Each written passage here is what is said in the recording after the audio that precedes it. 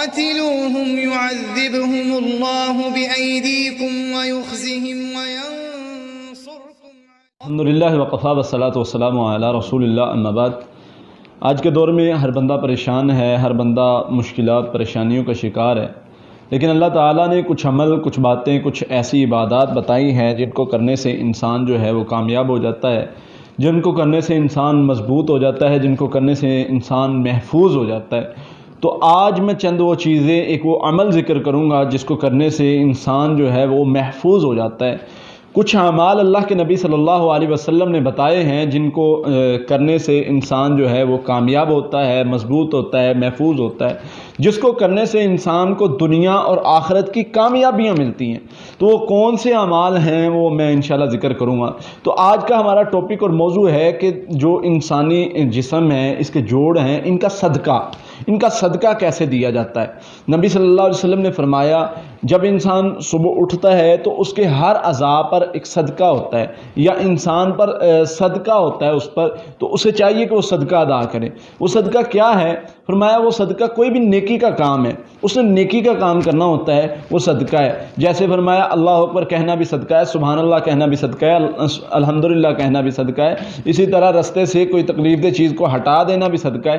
مختلف باتیں بتانے کے بعد اللہ کے نبی صلی اللہ علیہ وسلم نے فرمایا ان سب کے بعد ایک عمل ایسا ہے، ایک عمل وہ کون سا عمل ہے جس کو کرنے سے انسان کے 360 جوڑ جو ہیں ان کی طرف سے صدقہ نکل جاتا ہے، ان کا صدقہ ہو جاتا ہے، اور انسان کے 360 جو جوڑ ہیں انسان جب ان کا صدقہ نکال دیتا ہے تو وہ محفوظ ہو جاتے ہیں. وہ کون سا عمل ہے؟ اللہ کے نبی صلی اللہ علیہ وسلم نے فرمایا جب سورج طلوع ہوتا ہے اس کے بعد اشراق کا وقت ہوتا ہے، طلوع آفتاب کے بعد اشراق کا وقت شروع ہوتا ہے، اس وقت جو 2 رکعت نماز جو پڑھتا ہے، جو اشراق کی نماز پڑھتا ہے، اللہ کے نبی صلی اللہ علیہ وسلم نے فرمایا اس کے سارے بدن کے جوڑوں کی طرف سے یہ صدقہ چلا جاتا ہے، یہ صدقہ نکل جاتا ہے. جو اس کے جسم پر، اس کی باڈی پر صدقہ ہوتا ہے وہ نکل جاتا ہے. تو اس طرح جو انسان، بعض روایات میں 4 رکعتوں کا بھی ذکر ہے اور اس کی فضیلت اور اہمیت اس سے بھی زیادہ ہے. یعنی اس کی فضیلت میں حدیث ملتی ہے کہ اس کا آنے والے دن کے لیے بھی جو ہے وہ صدقہ نکل جاتا ہے، یا آنے والے دن کے لیے بھی اس کی حفاظت ہوتی ہے. تو یہ ایک بہت اور عظیم عمل ہے جو 2 رکعت جو اشراق کی نماز پڑھتا ہے، ایک تو اس کی سارے جسم کی حفاظت کی جاتی ہے، ایک ایک جوڑ کی جو ہے وہ حفاظت کی جاتی ہے، ایک ایک جوڑ کی طرف سے صدقہ نکل جاتا ہے.